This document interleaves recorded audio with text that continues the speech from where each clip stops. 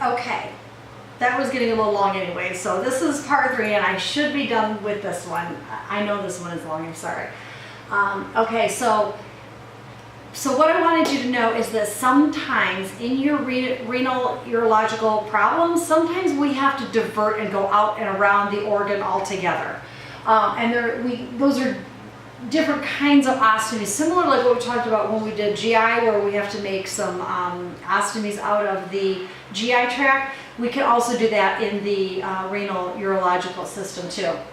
So the first thing that I want to show you is a nephrostomy. A nephrostomy is where the kidneys are actually working, the kidneys are producing urine, but there might be a problem like in the ureters or bladder or something like this, so they would go cutaneously, meaning across the skin, up into the kidneys and then drain out into a bag. That is called a nephrostomy. A cutaneous, again through the skin, ureterostomy. This is where you've got a little, like the, if I can make that bigger, let me see if I can make that a little bit bigger. Let me see if I can zoom in. Yeah, there we go.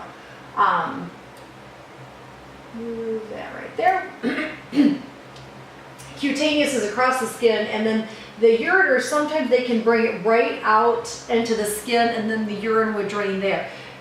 This is just a regular ureterostomy, but this is a transureterostomy where they take the ureter from one kidney, anastomose it onto the ureter of another kidney, and then they can just drain one. So then the patient just has one ostomy, which is a little bit easier for a lifestyle.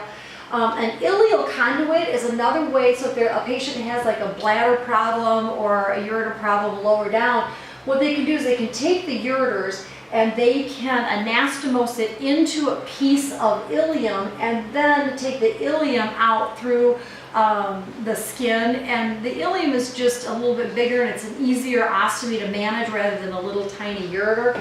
And then another thing that they can do is a vesicotomy. Now what they do here is if there's an actual problem with the bladder, like let's say they had bladder cancer, they had to remove a piece of the bladder, but some of the bladder is still good, they can anastomose a piece of the bladder right through the skin, so the person doesn't urinate through the urethra, but it comes directly here, and then you would just put an ostomy bag, urostomy bag on that. So those are some different ways that we can go out and around the kidneys if we need to. This is a picture of polycystic kidney disease. Polycystic kidney disease, we don't know what causes it. We don't know why certain people get it, but we don't have a cure for it. And as you can see, there's cysts all over the kidneys. So we treat these patients with as much support as we can, low protein diet. We are very careful to monitor their fluid status.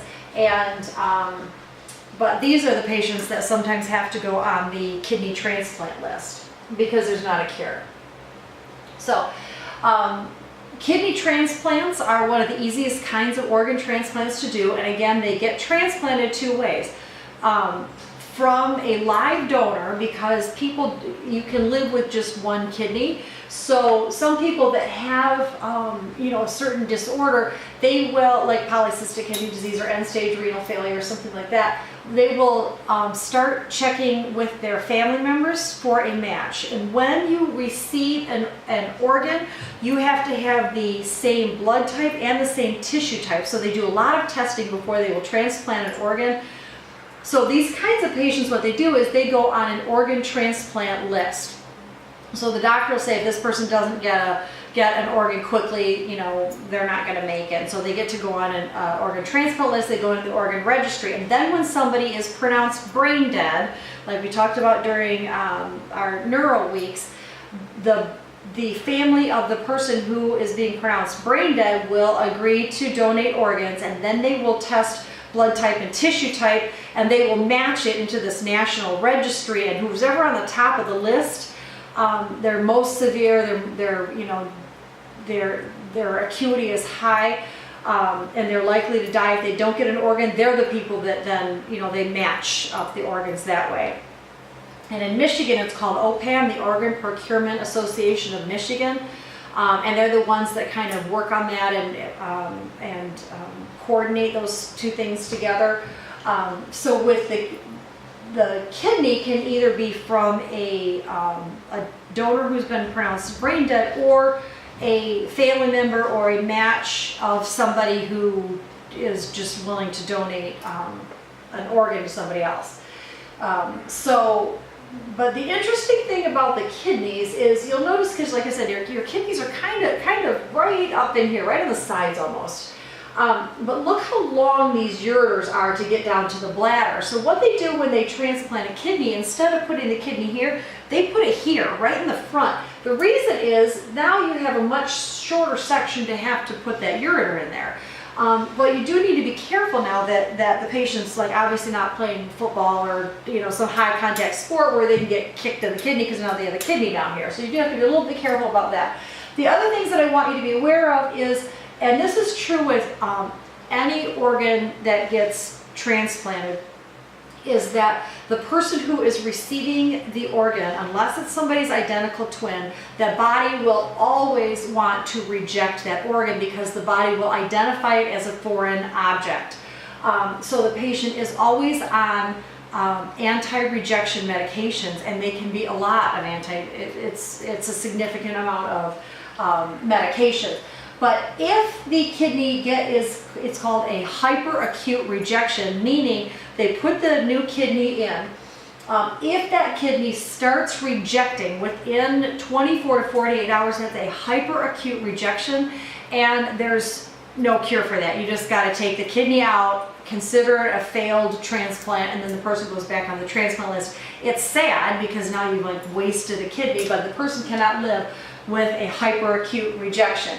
In an acute rejection, this usually occurs in a few months up to a year, and sometimes if you identify it early and maybe adjust the patient's medication, you can prevent a full-blown rejection. Treat it with like cyclosporine, some steroids, things like that, and hopefully the body will eventually start recognizing that as a foreign object, but not one that they're so hostile to.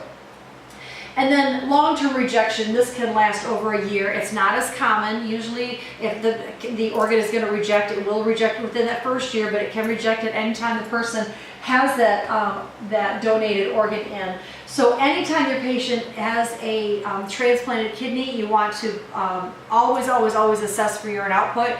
That is a key sign that kidney is not working, is when that urine output starts dropping off. You've got to keep that patient well hydrated through the rest of their life. Constantly assess for signs and symptoms of infection. Anybody who has a transplanted organ in, some of those anti-rejection medications are immunosuppressive, so the patients are more likely to get infection. So you got to be careful with your patients who have kidney transplants. So that's it. There's a lot to know with the kidney stuff. Like there's a million things that can go wrong because the kidneys are really complex. But that's the stuff I want you to focus on. I want you to know, I know the lecture was a little bit long, but there you go. Study that stuff. So if I didn't talk about it, you don't have to worry about it, but if I did mention it, at least make sure that you know what the heck we're talking about. So, okay, that's it. I'll see you guys in class.